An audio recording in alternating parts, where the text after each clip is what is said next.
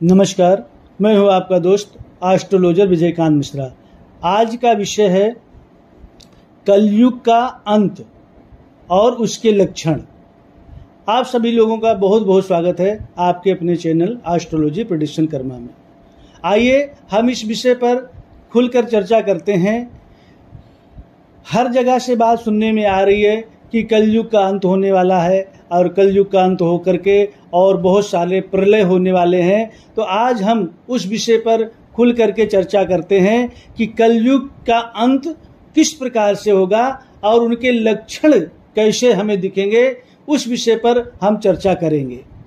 कलयुग का अंत हो चुका है और इस तथ्य को प्रमाणित करने के लिए महापुरुष पंचसखाओं ने भविष्यमालिका ग्रंथ में स्पष्ट रूप से बहुत सारे लक्षणों का वर्णन किया है और हमें श्रीमद् भागवत में भी कलयुग के अंत होने के बहुत सारे लक्षण लिखे हुए प्राप्त हुए हैं। इन दो शास्त्रों के अनुसार क्या क्या कलयुग के अंत होने के लक्षण प्राप्त हो रहे हैं और कलयुग का क्या अंत सही में होने वाला है, उसके बारे में हम आपको अवगत कराएंगे। सबसे पहले मैं मानव सभ्यता में आने वाले परिवर्तन के बारे में चर्चा करूंगा और उसके बाद मैं चर्चा करूंगा कि प्राकृतिक और पंचभूत में आने वाले क्या क्या परिवर्तन हैं। उसके बाद मैं चर्चा करूंगा ग्रह और नक्षत्र में क्या क्या परिवर्तन आएंगे और उसके बाद आध्यात्मिक परिवर्तन क्या क्या लोगों में आएगा। इन सब विषयों पर मैं पूरा आपको दृष्टिपात कराऊंगा। तो आइए सबसे पहले हम मानव समाज पर किस प्रकार से परिवर्तन आएगा, कलयुग का अंत हो रहा है, वो हमें स्वयं दिखाई देने लगेगा, उस पर हम चर्चा करते हैं। मानव सभ्यता में क्या क्या परिवर्तन आएंगे।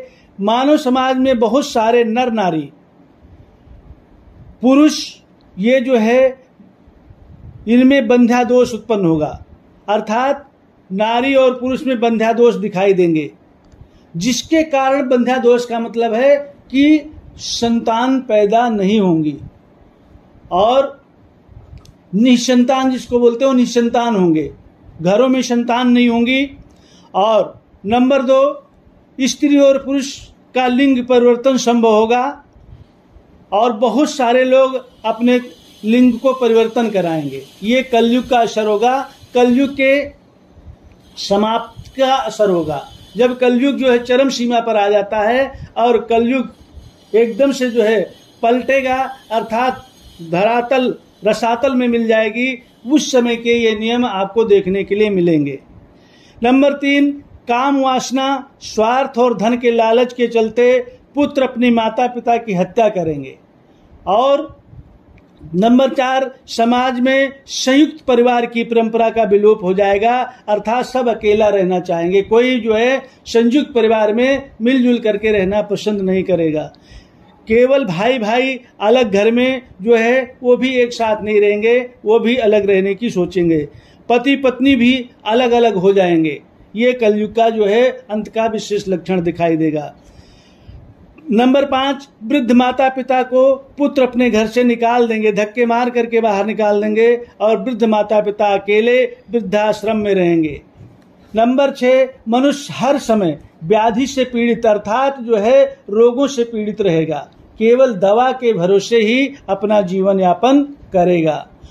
नंबर 7, समाज में मांसाहारियों और शराबियों की, तंबाकू सेवन करने वालों की, नशा करने वालों की संख्या बहुत ज्यादा अधिक बढ़ जाएगी। नंबर 8, संसार में गर्भपात होगा, भ्रूण हत्या होगी, इनकी संख्या में बहुत ज्यादा इनकी वृद्धि हो जाएगी। भ्रूण हत्या, गर्भपात खूब हो जाएगा और खूब मनमानी ढंग से होता चला जाएगा।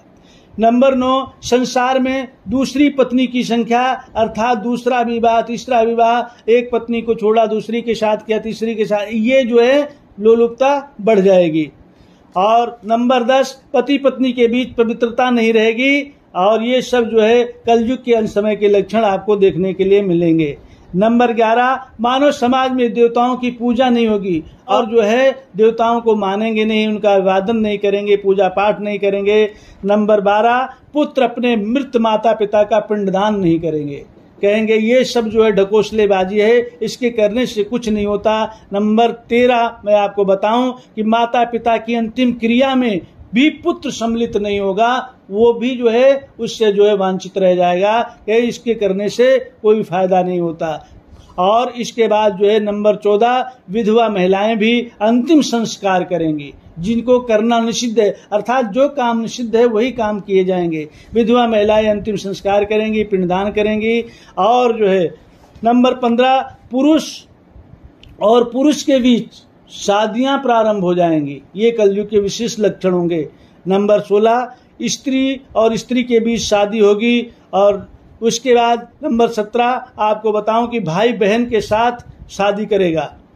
और नंबर 18, कहीं कहीं पर पिता अपनी बेटी के साथ गलत संबंध रखेंगे, और ये सब जो है कलयुग के विशेष लक्षण होंगे। नंबर 19, पुरुष मलेच्छ वेश धारण करेंगे और महिलाएं बहुत कामुक होकर के मलेच्छ रूप धारण कर जाएंगी। ये सब जो है लक्षण आपको देखने के मिलेंगे। नंबर 20, मैं आपको बताऊं कि पुरुष भी संतान प्रसव करेंगे, ये कलयुग के लक्षण होंगे। और नंबर 21, पुरुष सिर के ऊपर ऊपरी हिस्से में बाल रख करके और कान के ऊपर के हिस्से के वाले बाल को जो है कटवा देंगे, अर्थात वो जो देखने में न स्त्री रहेंगे न पुरुष रहेंगे। और कलयुग का घोर लक्षण जो है, मामी और भांजे के बीच शादी होगी, चाची और भतीजे के बीच शादी होगी, सास और दामाद के बीच जो है प्रीति होगी, प्रेम होगा, मामा अपनी भांजी के साथ घर बसाएंगे और सभी लोग पश्चिमी सभ्यता को अपनाएंगे और उसी के अनुसार वेशभूषा धारण करेंगे। विवाहित स्त्रियां अपने माथे पर सिंदूर और हाथ में चूड़ी नहीं पहनेंगी और कलयुग में कोई भी मनुष्य अपनी 100% आयु भोग नहीं पाएगा, अर्थात अल्प आयु में ही मृत्यु को प्राप्त हो जाएगा। गीता, भागवत, शास्त्रों और पुराणों को छोड़कर मानव समाज काम शास्त्र का अध्ययन करेगा, इन सबको भूल करके काम शास्त्र को ही पढ़ेगा। लोग माता तुलसी का पूजन करना बंद कर देंगे, अपनी माता और तुलसी का पूजन करना बंद कर देंगे और सभी लोग ग्राम देवी, कुल देवी की पूजा करना बंद कर देंगे। समाज में मिथ्यावादियों की संख्या बहुत बढ़ जाएगी, झूठ बोलना, लूटना, ढकोसलेबाजी करना, इनकी संख्या बहुत बढ़ जाएगी। पापी, भ्रष्टाचारी, अज्ञानी लोगों को समाज में बड़ा सम्मान मिलेगा। विवाह में कोई ऊंच नीच, जाति अजाति, धर्म और वर्ण का कोई विचार नहीं करेगा, जो जिससे पाएगा उससे ही शादी कर लेगा। कम उम्र में पुरुष बड़ी उम्र की नारी से शादी करेगा, मतलब लड़का छोटा और लड़की बड़ी आयु में, ऐसी शादियां होनी प्रारंभ हो जाएंगी। ज्ञानी सज्जन गायत्री मंत्र छोड़ करके जादू टोना आदि विषयों पर जो है विश्वास करेंगे और जो रक्षक है वो ही भक्षक बन जाएगा। जिसके ऊपर ट्रस्ट किया जाए कि ये मेरी रक्षा करेगा, वही बाज बन करके आकर के और हमें मतलब जो है प्रताड़ित करेगा, भक्षक बनेगा। बाज जो है अनाज खाना प्रारंभ कर देंगे। संसार से वेद मार्ग खत्म हो जाएगा, विलोप हो जाएगा। औरतें अपने बाल खुले छोड़ करके घूमेंगी और युवा नर नारी नंगी होकर के अंग प्रदर्शन करेंगे और अंग प्रदर्शन करना पसंद करेंगी, ये औरतों में विशेष होगा। नारी अपने शरीर को बेच करके अपना पेट और भरण पोषण करेंगी। कलयुग के अंत के समय में राजा शासन नहीं करेंगे और मनुष्य एकादशी का व्रत रखेंगे, लेकिन उपवास जब तोड़ेंगे तो मांसाहारी भोजन करेंगे। कुछ लोग निर्माल्य जैसे जगन्नाथ जी के महाप्रसाद के साथ शराब और मांस खाना शुरू कर देंगे। लोग असमय में आहार और विहार और निद्रा करेंगे। जब सोने का समय है तब सोएंगे नहीं, तब खाएंगे, जब खाने का समय है तब सोएंगे। ऐसा जो है लोगों में परिवर्तन आएगा। मनुष्य द्वारा असमय में रति करने की वजह से कोख में ही संतान की मृत्यु हो जाएगी। बालक बालिकाएं गुप्त में गर्भ में ही नष्ट करेंगी और पुरुष पराई स्त्री को हरण करेंगे और पराई स्त्री में ही रमण करेंगे। संसार के सभी परिवारों में अशांति का वातावरण दिखाई देगा। ये सब जो है आपको सारी चीजें कलयुग के अंत होने की आपको दिखाई देनी प्रारंभ हो जाएंगी। ये तो था मानव सभ्यता में आने वाला परिवर्तन। अब आपको बताते हैं कि प्राकृतिक में पंचभूत में क्या परिवर्तन आएगा। पंचभूत में परिवर्तन आएगा कि मध्य रात्रि में कोयल गीत गाना प्रारंभ कर देंगी। असमय में आम के पेड़ में फूल आने लगेंगे और बिना समय में नीम के पेड़ में फूल और फल आने लगेंगे। अलग अलग वृक्ष में जो होना चाहिए उसमें अलग अलग फल फूल आएंगे। बांस के पेड़ में धान उगना प्रारंभ हो जाएगा और खेत में ही अनाज के कीड़े लग जाएंगे। खेत के अंदर ही अनाज के अंदर कीड़े लग जाएंगे खेत में ही। कहीं कहीं पर खेती में ज्यादा और कम उपज होने से फसलों की कमी आ जाएगी। अनेक स्थानों पर दुर्भिक्ष और अकाल, हमेशा कभी भी दुर्भिक्ष पड़ जाएगा और अकाल पड़ेगा। वज्रपात से मनुष्य जीव जंतु सब मरना प्रारंभ हो जाएंगे। गौ माता की अकाल मृत्यु होगी। मनुष्य और जीव जंतुओं में अनजानी बीमारियां फैलना प्रारंभ हो जाएंगी जिसका कोई इलाज ही नहीं होगा। पृथ्वी पर 64 प्रकार की महामारियां फैलेंगी। ऋतुओं का असमय में परिवर्तन होगा और केवल 13 दिनों में 6 ऋतुओं का अनुभव हो जाएगा। बताइए, केवल 13 दिन में 6 ऋतुएं हो जाएंगी। नदियों में असमय बाढ़ आ जाएगी और सूर्य की किरणें 10 गुना ज्यादा तेज जो है गर्मी फैलाने लगेंगी, तेज हो जाएंगी। असमय अर्थात मतलब दिन के दौरान कोहरा आपको दिखाई देगा। बार बार तूफान आएंगे और तूफान के बल पर समुद्र में बार बार तट की सीमा का उल्लंघन समुद्र करेगा और मरुस्थल भूमि में बाढ़ आ जाएगी जहां पर कभी आनी ही नहीं चाहिए। भारी बारिश में पहाड़ की चोटी पर भी बाढ़ आ जाएगी और इससे मनुष्य और जीव जंतुओं की मौत होनी प्रारंभ हो जाएगी। जलचर और सामुद्रिक प्राणी बड़ी संख्या में मरने प्रारंभ हो जाएंगे। बहुत सारे वन्य जीव शहर में आकर मनुष्य को नुकसान पहुंचाएंगे। वन्य जीव अर्थात शेर, बाघ, चीते शहर में आ जाएंगे और मनुष्यों को नुकसान पहुंचाएंगे, मारेंगे। सूर्य की गर्मी से उत्तर और दक्षिण मेरू की बर्फ पिघलने लगेगी। सूर्य की इतनी प्रचंड गर्मी होगी कि उत्तर और दक्षिण में जो मेरू पर्वत है वहां की सारी बर्फ पिघलना प्रारंभ हो जाएगी। बड़े जंगलों में आग लगेगी और आग से करोड़ों वन के जो प्राणी हैं वो मरना प्रारंभ हो जाएंगे। पृथ्वी के कोने कोने में हर महीने हर दिन भूकंप महसूस होने लगेगा। दिन में सियार कराहेंगे, रोएंगे। मुर्गे के मुकुट का रंग लाल से सफेद हो जाएगा। बैसाख के महीने में भी कमल खिलना प्रारंभ हो जाएगा। चारों दिशाओं में धुआं सा दिखने लगेगा। पृथ्वी के समतल और पहाड़ी क्षेत्रों में बादल फटकर बारिश होनी प्रारंभ हो जाएगी। हर महीने पृथ्वी की किसी न किसी जगह पर आंधी तूफान, चक्रवर्ती तूफान ये सब आना प्रारंभ हो जाएगा। पृथ्वी में बहुत सारी नई और सुप्त ज्वालामुखियां जागृत होने लगेंगी और इस प्रकार से ये परिवर्तन आपको देखने के लिए मिलेगा। प्राकृतिक और पंचभूत में आने वाला परिवर्तन। अब मैं चर्चा करूंगा ग्रहों में क्या परिवर्तन आएगा। ग्रहों में भी बहुत सारे परिवर्तन आ जाएंगे, जैसे कि चंद्रमा की किरणें धुंधली दिखाई देने लगेंगी। सूरज की किरणें बहुत तेज हो जाएंगी। बार बार 13 दिन का पक्ष अथवा पखवाड़ा आएगा। बार बार आकाश से उल्का पिंड गिरेंगे। बहुत बार एक ही दिन में अमावस्या और संक्रांति होंगी। बहुत बार एक ही दिन में पूर्णिमा और संक्रांति भी होंगी। एक पक्ष के अंतर में ही अमावस्या पर सूर्य ग्रहण और पूर्णिमा पर चंद्र ग्रहण दिखाई देने लग जाएंगे। असमय में सूर्य और चांद के चारों तरफ वलय अर्थात मंडल दिखेगा। बारंबार ग्रह और नक्षत्रों में अस्वाभाविक गति दिखेगी। सूर्य की किरणें 10 गुना ज्यादा तेज हो जाएंगी। ग्रहों के चलन की गति में बार बार परिवर्तन दिखाई देगा। ग्रह और नक्षत्र स्थिति के अनुरूप नहीं रहेंगे। 7 दिन और 7 रात तक सूर्य और चंद्रमा नहीं दिखाई देगा। अंधेरा ही अंधेरा दिखाई देगा। बाद के समय में भगवान कलिंग के द्वारा नया सूरज, नया चंद्रमा और नए नक्षत्रों की स्थापना होगी। और अब मैं आध्यात्मिक परिवर्तन के बारे में चर्चा करूंगा कि आध्यात्मिक में क्या क्या परिवर्तन आपको दिखाई देंगे। बहुत सारे मंदिरों के ऊपर वज्रपात होंगे, कहीं कहीं पर वज्रपात से मंदिर के ध्वज जल जाएंगे। विभिन्न मंदिरों से चोरी और लूट खसोट ऐसे होगी कि मंदिरों से मूर्तियां भी चोरी हो जाएंगी। मंदिर के अंदर भी लोग दुष्कर्म करेंगे। कई पुजारी मांसाहार और सुरापान करके मंदिर में पूजा करने लगेंगे।